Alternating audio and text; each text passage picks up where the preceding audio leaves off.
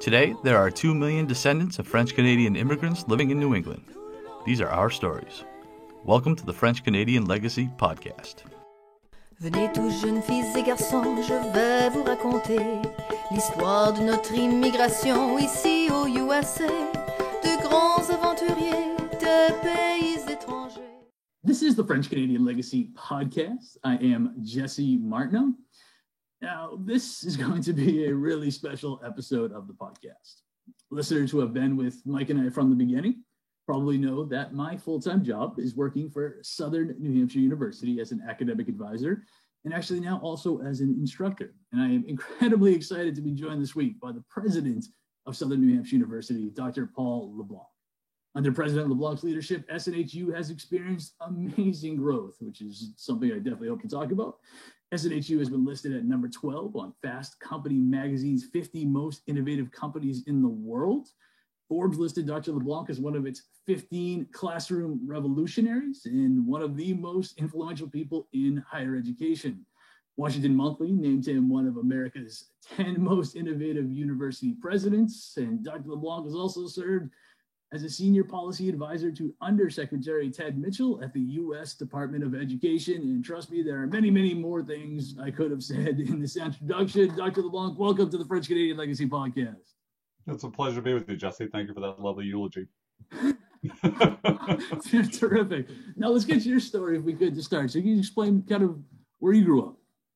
So I was born in Moncton, New Brunswick. It's kind of hardscrabble farming village. Most of the families were related, so all my aunts and uncles and cousins in this one little village. From big chunks of the Maritimes, because life is always, it's always been the poorest part of Canada. We grew up in kind of the heart of Acadia. So the Acadian revival movement, which began in the 50s, happened in Memramcook, which is literally, Cadence is one village inside Memramcook. The men would mostly have to work away. Sometimes for weeks and even months at a time. So that was the case with my father. I have 4 older siblings, and he missed chunks of their upbringing because he worked, at the American Air Base in Gander, Newfoundland, and you would live in bunkhouses and work, X number of weeks and come home for a few days and go back again. He worked on what was called the DEW line, which is the American Defense Early Warning System. So this was a Cold War string of radar sites across the Arctic Circle, so we could detect Russian missiles if they came over the top. And he worked on lake boats in the Great Lakes. My mother recalls having my oldest sister, her first baby, and then moving to Montreal for a while he worked the boats. And so life was hard. And back, she was often left to not only raise kids, but to take care of this kind of subsistence level farm. And it was even a bartering economy. She would trade what she grew and for things like flour and salt. And so it almost, to an American set of ears, it almost sounds like country life in the late 1800s, right? Sure. No electricity. When I was born in 1957, we go back, we didn't take vacations. We just went back to Canada to visit relatives. That was vacation. And, they were still outhouses and outdoor pumps for water. Of course, my favorite part of this is my uncle Ronald was a plumber by trade, literally the last guy in the village to get indoor plumbing. Of course. So it's the old, joke about the cobbler's kids going barefoot. So I came 13 years after my 4 siblings.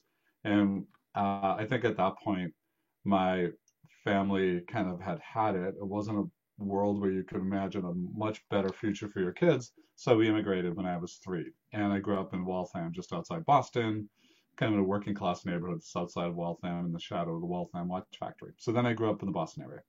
Yeah. Now, how was it specifically that you ended up in New England then, of all the places you could have gone? So like every immigrant group, right? So one was proximity, New Brunswick, the Maritimes, French Canadians all up and down through Maine, and of course the next stop south of Maine, if you ignore the 13 miles of New Hampshire, is Massachusetts, and then the classic immigrant story, right, is somebody from the village immigrated, got a job, wrote back home and said there are jobs here.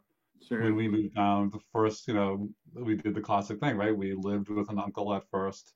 And then my father, found a job pretty quickly. He was, my parents had 8th grade educations, and he was a day laborer, so he got a job working on construction sites, but it was enough to rent an apartment, and we rented an apartment in literally the poorest street in the town, and it's Oh, still the wow. street where whatever the recent immigrant group is. Today it's Dominicans. That's where the Dominicans live, right? And Sure. before us it was Italians, and after us it was whatever. So it's a classic immigrant story. And my mother worked in a factory, and they cleaned houses on the weekends. I mean, they worked incredibly hard. And we never, I don't want to make it sound like we were living in abject poverty. We never went hungry. We always had clean clothes. We weren't wealthy, but we also weren't suffering. And the other Sure. thing is, everybody we knew was in the same boat. Like everyone in the neighborhood. So it didn't feel like you were somehow, you didn't have a sense of, I don't know, being deprived. Sure. Now, was there a substantial Acadian community in that area? So there is a good-sized Acadian community in Waltham and in the Boston area. But the story of the Acadians, which is its own particular subgroup in French Canada, is one of dispersal and diaspora. So the Cajuns of Louisiana is just shortened phrase for Acadians. And I remember my first trip there, I went to Acadiana, which is not New Orleans. People sometimes like, oh, Acadia, New Orleans. Like, nope, it's further north. It's in the swamplands, which is ironically, the reason there were so many Acadians in the marshlands of the Maritimes is that from France, they had learned to be really good at building dikes and levees and marshaling that land, and that's what they did in New Brunswick, and that's where they landed up in Louisiana. But Sure. everyone was a LeBlanc or a Boudreau or a Boucher. These are all the family names in my extended family, and they all look like my relatives. I felt like I was at home. But if we look at our own family history from the what's called the Great Acadian Expulsion, when the British, after they defeated the French and took over Canada, they expelled most Acadians. They ended up in Haiti, they ended up in Louisiana, they ended up back in France. Some went into hiding into the woods, and barely survived, but sort of finally emerged again. So you find them all over. Sure. Now, did you speak French in the house growing up? So everyone in my family speaks French, bilingual. New Brunswick is the only officially bilingual Right. province in Canada. Well, I was 3 when we immigrated, so I didn't speak much, but to the extent Sure. that I did, I spoke French first. But the thing is, and this is, I've had this conversation with immigrants from many cultures and languages. When you're a kid as an immigrant, the last thing you want to do is speak your native language, Sure. right? Makes Like sense. you want to fit in. You don't want to be marked Right. as an outsider. To my regret, in some ways, because my spoken French is almost non-existent, my comprehension is pretty high. So my mom died a few years ago when she was 96. She would still primarily speak to me in French, and I would speak Oh, back that's to her in awesome. English. I think she actually spoke in Fringlish because she would Sure. go back and forth in the same sentence, mixing English and French words. When I'm back there, or if I'm traveling, for example, to France, it's within days. I feel like my comprehension is just flooding back, right? Because the stuff is pretty hardwired. But no, I sort of tried to learn English as quickly as I possibly could.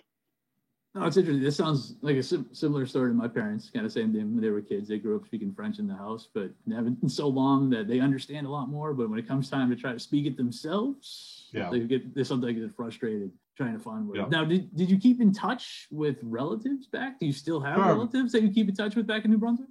Oh, tons. My sister lives there still, one of Awesome. my 2 sisters, and tons of cousins, of course. There was for the longest time just this constant back and forth. So people would come down and work for a few months, sometimes undocumented, right? You just go Sure. across the border and get a job, get paid under the table, sometimes legally or in a documented way. It reminds me a lot in some ways, without nearly the level of suffering, and certainly not what we see today. But for a long time along the Mexican-American border, people went back and forth all the time, Right. and it was Sure. kind of a seamless, easy thing to do.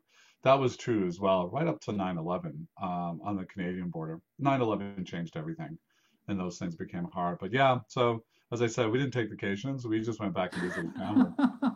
Yeah, that Uh, sounds like my folks. It's awesome. yeah, yeah, and it was great. I mean, I remember, going back and spending time in the summers as a little kid, and it's country life, right? So no sort of worrying about traffic and streets, and allowed to run wild through the fields and grab a fishing rod and go in the woods and go trout fishing, and hay rides, and they had horses. If you're a little kid, it's like, there were these big old massive workhorses that were made for pulling hay wagons, but They would get on their back without a saddle and lumber around the fields, and it was a really I have lovely memories of that. That is awesome. That's really, really fun. Now, I know you have a couple of daughters, correct? I do. Now, did you introduce them to this heritage culture when they were growing up? Yeah, sometimes I've written about this and told the story that it was my access to affordable higher ed that really allowed me to be the first member of my family to go to college. Really, the first. We didn't know anybody in our neighborhood who went to college, Sure. right? So this was foreign territory, and of course that changed the whole trajectory of my kids' lives. And they now live lives that my parents could scarcely have imagined, right? With their eighth grade educations and working 7 days a Absolutely. week. Yep. So, but my kids were really lucky in that they've grown up with this big sprawling clan of a family who adores them, and even if they live in different worlds, it kind of doesn't matter because what matters most is your family. And That's awesome. they're super close to my sister in New Brunswick, for example, with all my siblings for that matter. And I think it's one of the things I'm most pleased with is that they had that experience. They have that experience, but they had that time with my parents such that I think their values are very grounded in these down to earth things that matter. And Acadian culture is so interesting because there are a lot of things it isn't, and we could talk about that, but there are a lot of things that it is, and there are things that matter. So there's a kind of generosity that comes in that culture. There is a sense of always helping those in need in that culture, of sharing what you have in that culture. There's also a joy in music. If you think about Zydeco and Cajun music, Sure. which has a roots in and a family gathering when we were back home was as likely as not to have someone breaking out a guitar and someone else grabbing a fiddle, right? And everyone singing. Those things are really sort of joyous things, and I think my kids have had really wonderful opportunity to experience that. And then, ironically, my oldest daughter Emma, who was a Rhodes Scholar and studying on her Rhodes Scholarship at Oxford, went on to stay at Oxford to do her doctorate. And she was doing it in anthropology and was really interested in cultures that live outside of kind of prescribed kind of law, not just law, but prescribed structures of our society. So originally she was going to study with Bedouin cultures in Syria. And she had been living in Damascus. Oh, wow. And because that's a culture that kind of lives outside modern life. It's outside the norm and kind of alongside the norm, and Bedouins right. right? Yeah. But she was really interested in their world. But of course, the Syrian civil war broke out. She was working as a photographer and a journalist there as well. Got kicked out by the regime. And then the question was like, well, where am I now going to study? Like, how does that work out? And she ended up discovering an Acadian community in far northern New Brunswick, right up, tucked up against the Quebec border, but far north. And it's an Acadian forest worker community. So these are people who get their life from the forest. So they work for Irving, which is a huge conglomerate that runs paper mills, and kind of either they work for it or they hate it and work against it. But they also, they make maple syrup every year, and they grow pot out in the woods and sell that in a kind of black market economy. And they pull together a living. So she lived in that community for quite a long time and ended up writing her dissertation, her field work about this kind of modern Acadian forest worker community as it comes headlong into modernity. It's like that's not a culture that's built for corporate life. It's not a culture that's built for kind of, the rapaciousness of extraction industries like timber and paper. And I think it was funny because here she is kind of full circle back to her Acadian roots. And it was fun sharing her dissertation with my siblings because it's academic, right? And she was bringing the perspective of an anthropologist and ways of understanding the culture. So obviously my siblings grew up in that culture and know it in their bones, but they never had a theoretical framework for understanding it. And they read her dissertation and they would call me and go, I never understood this. Or we used to do that too, but I didn't put it together. So it was a really fun learning experience. No, that's really neat. That reminds me of one of the things that I know my producer especially has learned through this podcast is he hears a lot of these stories and then it reminds him of stuff he grew up with, but he had no idea that Yeah. these things that he grew up with were not unique to his family, were part of this larger cultural tradition. Yeah. And so it's really But you know, fascinating. we also when we talk about this, it's like, so what don't you grow up Right. with, right? And so I would say, if I can make, and it's a broad generalization, there are lots of exceptions, including myself and my kids, but Acadian culture doesn't place a huge emphasis on education, for example. Sure. And you know, that was like like a good job in our family was one where you worked inside and not outside in the elements. It wasn't about like there was, and it Right. Right. doesn't Yeah. have that Absolutely. not only does it not have that kind of ambition, but if somebody manifests a little bit of that ambition and it starts to like do things out of that the cultural norm, it's almost like, who do you think you are? Like you're getting pretty full of yourself, aren't you? And there's this almost, you know, there's this sort of expression about, you know, cutting down the tallest daisy, right? Like, Yeah. Right. Yeah. you know, so it's a fascinating culture, and this is true in other cultures as well, by the way. But we're talking about Acadia. So how does you end up going to school then, given this background? Growing up in that neighborhood where we didn't know anybody who went to college, my mother cleaned houses in Weston, Mass, which is, I think, still the wealthiest community in Massachusetts. It's a suburb, big houses. It's where a lot of pro athletes live and CEOs. And she cleaned houses for extra money. And she would often bring me and plunk me down in the sort of library of this beautiful home and give me kids' books. And it's kind of where I learned to learn English, is sitting in that beautiful library. And I could hear her, Wow. you know, humming and singing, she always sang, right? And she would be vacuuming or cleaning other rooms, and she'll check in with me. But I could sort of, I was a nerd, so I could sit in the window seat and get lost in these kids' books.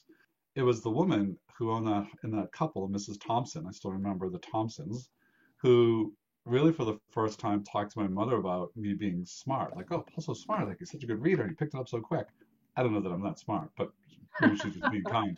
Kind of take that, hold that for a second, and then a sort of very momentous conversation with my sixth grade teacher, Mark Schlafman, who went on to become an NBA ref, and not a very good one, but he's a really nice guy. That's He's awesome. a really nice guy. And, you know, it was a parent-teacher meeting in sixth grade when he said, you know, Paul really could go to college someday. I think he's college material. And it's funny because, you know, people still used expressions like that back then. You were either like college track or vocational track, right? Right. And it was Yep. literally tracking. But I think, you know, it's the first time anyone ever said to my mother, one of your kids could go to college. And it hit her like a lightning bolt. And she had no idea what it meant to go to college in terms of like, what do you have to do? And what about financial aid? And how will we pay for it? And Right. what's the process? But she held on to this promise in a remarkable way and made it mine, right? Like she had the force of being a mother, right? So it Of became my course. promise. Like, Right. you're gonna go to college someday, you're gonna go to college someday. And some point as a kid, you start believing that, right? And I've subsequently written about this because we often talk about what keeps poor kids out of college is often the obvious, which is a poverty of finance. Right.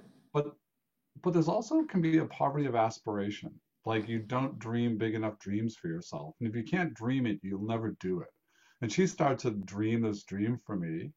And you know, for her, because she took pride when I Oh, of went off course. to college. Right. But she had this dream for me. And then it was really a string of teachers, Mrs. Collins and, you know, high school, who took me under her wing and became a kind of mentor and, you know, talked to me about college. So all of a sudden I'm here in college. And that was really, you know, it was obviously the ability to afford it. And in those days, you know, I worked construction. I grew up in a family of people in the trades, and I worked construction in the summers.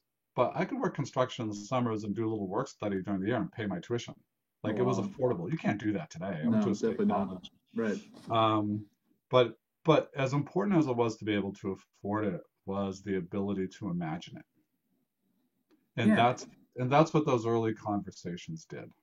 That's amazing. I mean, And I think but that you, was the difference, sorry. right? Yeah, and you mentioned how there's almost like a cultural, I don't know if it was a pressure to not, try to reach out to further education, to go, beyond maybe what the expectation would have been of somebody in your family. Did you run into any of that brushback yourself? Yeah, no, I want to be clear. I think it's not so much that there is a resistance to. I just don't think it comes up as a goal. Like it's just not Gotcha. in the conversation.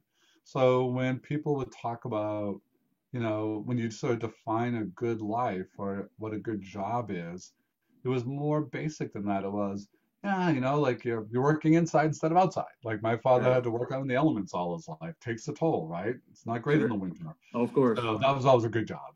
And if you ever scored a government job, because a lot of the jobs in the Maritimes, which is a poor economy, a lot of people work in federal or provincial government jobs.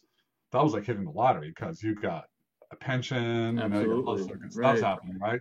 And it's steady, part of being poor and the kinds of jobs that lots of my family has, work is not always steady. You take jobs when they come and sometimes they Yeah. dry up or the economy goes bad.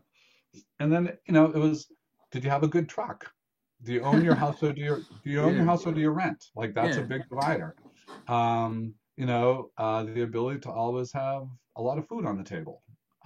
So we never went hungry, and I think my parents grew up in the Depression when you literally knew people who were hungry, who didn't have Right. enough food. And by the way, this is happening in America today, right? Of Look at the course. news, right? Yeah. And you may know that with some of the Recovery Act money, we've been able to do emergency grants to students. We've done thousands of them. The number one need, food. Yeah. Think It's about that crazy. That's in it's America in it's 2021. crazy. Yeah. So, so it wasn't that they resisted education in an active way. It just never came up. It wasn't a Yeah. thing.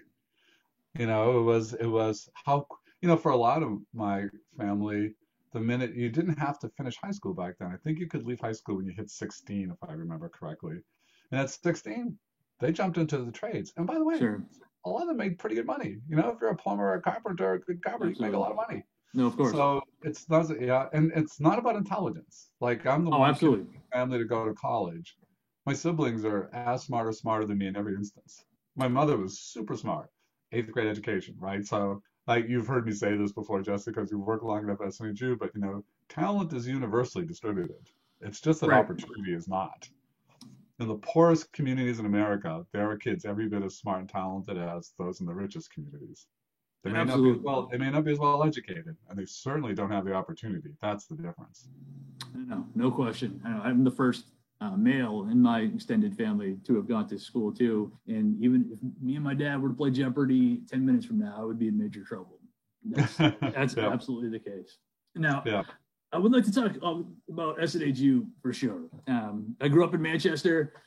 Went to New Hampshire College basketball camp as a kid sure. when I was growing up. Stan And Spiro, I just talked to him today. there you go. In the camp. Let me suggest the place looks a little bit different now than when I was growing up attending New Hampshire College camp. So maybe you can talk about what the university looked like when you started with SNHU, kind of where it is now, and how Yeah. that amazing transition took place. So when I came in 2003, we had changed our name not that long before. I think it had only been a couple of years that we had changed it from New Hampshire College to Southern New Hampshire University. We had about 2,500 students. Most of them were on the campus, the traditional campus, which is on the Hooks at Manchester line. The line literally runs through the middle of campus. The campus was tired at that point. So the original buildings, the campus had been built in the late 60s on what had been 2 or 3 farms. So the Belknap farm, and we have a Belknap building on campus that carries that name. But the campus, at that point was now nearing 40 years old, and it had a modest start. So it had a lot of wood frame buildings, and those buildings are not built to last 300 years. They're not like the stone buildings of Harvard or Oxford. So the campus needed a lot of attention at the time. It had a small online program, had about 16, 17 people who worked in it. Amelia Manning, who's our chief operating officer, was one of them, kind of tucked away in a nondescript end of a nondescript building. But they were doing some good work, and like I said, they've got a few hundred students. There was a hunger, so the things that were great about it, those are the challenges. We didn't have much money, but we were not in the red. We were in the black, but barely, but we were in the black. We had been on the mat, like the place had come close to closing in the early 80s. And my predecessor, Dick Gustafson, eventually came in and did a great job turning things around. And he had built a stability that I could build off of. So I inherited a good foundation. More important than the money and the facilities, though, was sort of the attitude and the sense of self and mission. Because what was never lost, even in the tough times, was a real focus on students, in a sense that SNHU serves working people, first generation students. They were, in reality, they served kids like me. And I really resonated to that mission. There was also, I remember lengthy process by which you go through the interviews, etc., as part of the process of landing the job included time on campus and kind of intense 2 or 3 days of meeting with one group after another. And the constant refrain really was, we want to be better. And now people define better in lots of ways. So I'm not sure that people who said it then would be happy with where we've come now. They might have had a different, better version of better. But there was a hunger to change and a hunger to improve. And that's critical, because if a culture and an organization is self-satisfied, if it's happy where it is, or if it's lazy and doesn't want to do the work, it's very hard to get better. But this was a place where people wanted to be better. They wanted to, it's that version of what I said earlier. You have to be willing to dream bigger dreams for yourself. So that's where we started out, and so kind of set out our work. And when I looked at what our options were, I often say I teach in a program for new presidents at Harvard occasionally, so for first-time college and university presidents. And I often say that when you get a presidency, it's like being invited into a high-stakes poker game. There's a lot at stake, right? You got to get it right. You get people depending on you. And you get dealt a set of cards. And they look different from institution to institution. So what do good poker players do? They play their best cards. And they don't pursue low percentage strategies. You never chase an inside straight. That's an amateur move. Unless you're getting great odds, right? Yeah. Right. So when I looked at what we had to work with, I knew we had a lot of good things happening, a lot of good people. But I thought a card that we could play, and there was a card that gave us particular strength, was our online operation. Because at the time, there just weren't a lot of not-for-profits in the online space. My background had been in technology. I was convinced that online learning was going to take off. And I thought, if we can get ahead of that, if we can be part of the first generation that really grows with it, we could have what some people call first mover advantage. And that's what we started to work on. That original group of 16, 18 people, I worked directly with them and really dug in to say, what would it take to grow this? And that was a lot of hard change. But over those next 3, 4, 5 years, we did a lot of the groundwork, and it's the least sexy part of the story, because the groundwork meant like really revisiting our processes and how we handle leads when they come in. Someone says they're interested. What happens then? And we had kind of slow processes, antiquated processes. I thought we didn't have enough online offerings. We needed to persuade the faculty to give us more options. So we did all of that work. And then around 2009, we started to ask the question, could we compete with the big online players who were mostly for-profits at the time? That's when Phoenix was in its heyday, and ITT and Corinthian. Could we compete with those guys? What would be required? And how could we compete? And we set out to sort of put those parts in play. And we started some more generalized marketing. And we thought we had done a lot of that foundational work in the previous years, that we could start to spend some money on marketing. And then, we also, the recession hit, the Great Recession of 2008, 2009. As you know, enrollments in college are countercyclical. So when employment goes up, enrollments go up. When unemployment goes up, Right. Yep. Enrollments go up. So that was happening. So people were looking for, people wanted to go back and retool, get a degree. So people were enrolling. And at the very same time, the not-for-profits were still very slow to get in, so we didn't have a lot of competition from our peers, and the for-profits were under attack. By that point, the Obama administration were going after them. Senator Harkin, who led the Senate Help Committee, was going after them. Sure.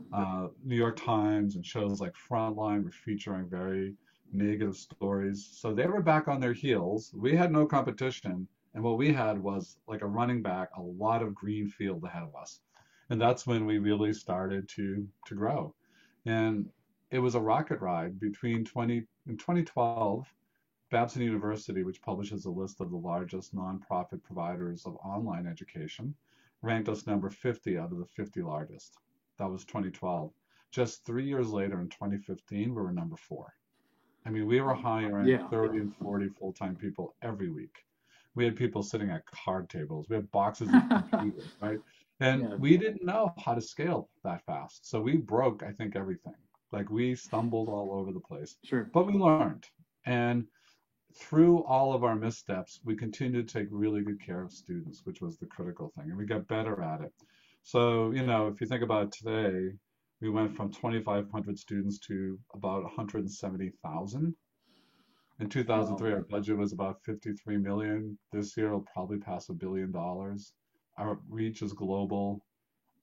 We had hundreds of employees. Today, we have thousands of employees.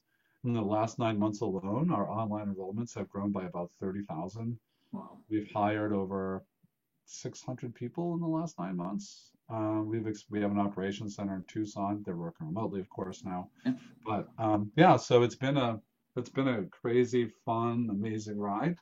And most importantly, we've been helping, tens of thousands of students better their lives. No, that's excellent. And you mentioned the global outreach of SNHU. Can you talk a little bit about the work with the refugees? Because I think that's just an amazing program. Yeah, so our GEM program, which stands for Global Education Movement, is a program we started about 5 years ago now. Christina Russell, who heads GEM for us, at the time was working in Kigali for one of our partners where we were doing some programming, some degree programs. And she was also volunteering in a refugee camp called Kaziba Camp in Western Rwanda. So when I was visiting our program there, and I had known Christina from a prior life, she said, would you like to come with me to visit this camp? Never mentioned doing anything there, just would you like to visit? And I thought it would be interesting to see a camp. I'd never been in one before. So we went with my family, who was traveling with me. And it was an incredibly moving day. It was a searing day, like to see that level of suffering and poverty. There were 18,000 people living in this, camp in the middle of nowhere. There wasn't, enough soil or resources to grow their own food. So they were living on UN rations. At the time, it was $16 a month of rations, flour, palm oil, that kind of stuff. And really a kind of hopeless place. I think people don't realize the average time of being a refugee now has gone up to, I think, over 21 years. Oh, wow. You don't become a refugee for a year or two. You become a refugee for a good part of your life. The next day, after this kind of amazing emotional experience, I remember we were I think there were 3 Land Rovers in our little caravan making its way from the camp back to the local town. And in each of the van trucks, I think all you heard was either silence or sobbing. People were so moved. Wow. And the next day I said to Christina, I hardly slept a wink. And I'm like, what could we do? And I said to look at, is there something we can do with education? I know we can't solve the refugee problem. We don't do food aid. There are lots of things we don't do, but we know what we do, which is educate. And this was, she said, I knew you'd say that if you saw it. And so turns out this was her plan all the way along. So Christina should get all the credit for bringing our programs to Kaziba. But that's where we started. And the word of that work got out, and we were approached by some donors and asked what it would take to expand. And we have since now expanded our GEM program, our refugee education program, to camps in Malawi, which is by some counts the poorest country in the world, to the Zulega camp with its 40,000 residents, so twice the size of Kaziba. We're in Kakuma camp up in Northwest, remote and somewhat dangerous, a desert climate. Kakuma camp, largest refugee camp in the world. That's 200,000 people. Oh, wow. It's like a sprawling city of sheds and shacks. And then we are also working with refugee populations who are not in camps. Most refugees are not in camps. We always think of refugee camps, but in fact, 70% of refugees are just displaced into nearby countries. So we are working with refugees in Cape Town, South Africa, in Nairobi, in Lebanon, in the Bekaa Valley, up in Tripoli. So it's continuing to expand. It's a remarkable work. It's inspiring. Every time I get a chance to visit it or engage, you come away marveling at the resiliency and bravery and grit of these learners. It's among the work of which I'm most proud as president. To me, it's amazing. Having grown up in this town, to think that for me was the small school in the North End when I was growing up that now has this major worldwide, incredibly important impact. It's just terrific story. Yeah, it's funny because I think in some ways, if you ask people in higher education, the further away you get from Manchester in some ways, the more people would know our sort of current story. But it's a little bit like, you could win the Nobel Prize, but when you go home for Sunday dinner, you're still Stinky, the kid, who didn't, whatever. Like That's right. your local presence always lags behind your global presence. No, that's interesting. No, I did need to ask you one question, if you don't mind, because through this podcast, I've gotten to know quite a few university professors from all over the place. Yeah. And one of the questions that I get asked most often is it's worded differently, but it's always something along the lines of, I teach French. I've taught French at the university level for a very long time. Every year I'm seeing fewer and fewer students wanting to enroll in the classes I offer. What do you suggest we do? That's the question I get a lot. I'm very curious to hear how you would approach that question. The study of languages in the U.S. has always been fraught territory. We are a country that, by dint of our sheer size and our power, and the fact that we are only abutted by two other countries, Mexico and Canada, we have had less impetus or incentive to learn multiple languages. I mean, it's not at all unusual, as you know, for a European to speak multiple languages, but think about it. The countries are the size of Rhode Island, right? And the population. So it's a little bit different. So that part of this is a broader cultural piece. The second, I think, is that we live in a country whose language is the dominant language of the world. So it used to be that at least the French had diplomacy, but not anymore really. And English has long been the language of business globally. So we are, the sort of second factor in here is that we have the dominant language. There's less incentive to learn. And then I think it's a question of perceived relevancy. That the humanities in general have been battling for their survival as people move increasingly to those professions perceived to lead directly to great jobs. So STEM jobs, for example, or jobs in health. And the humanities have not always made their case very well. So if you think, it's important to be cultured, like that's not going to resonate with people. As opposed to, mastering a language demonstrates the competencies of language acquisition. It's a certain kind of critical thinking. It's an ability to translate across cultural boundaries. Like there's so much that goes into learning a language that is well beyond grammar and vocabulary. Of course. But rarely is that story told. And it's interesting because a lot of the skills we associate with the humanities, now I'm talking about more than French, but the humanities generally, are things that employers say are hard to find that they really value. Critical thinking, the ability to navigate meaning, working with others, crossing cultural boundaries, like all of those things are more associated with the humanities. So I don't think we're going to see, sadly, some sort of second renaissance of language education in the U.S. And when we came close to something like that, it was mostly Chinese, and it mostly had to do with China as the future of business. Right. I think there will always be students. It will be a small number, but there will always be students who love languages and will want to study French. I think it's much more likely to be a second major or more likely a minor. So I know I have to study business, but I'd love to live in Europe and I'd love to live in Paris. So I'm also going to learn French along the way. Gotcha. I think, so it's not a very encouraging picture. For those of French descent, I would imagine that we will see, as we see in lots of communities, an attempt to recover language for one's children and grandchildren. And that can be in specialized language schools, weekend schools. It could be a resolve to speak more French at home. I think it can take lots of forms.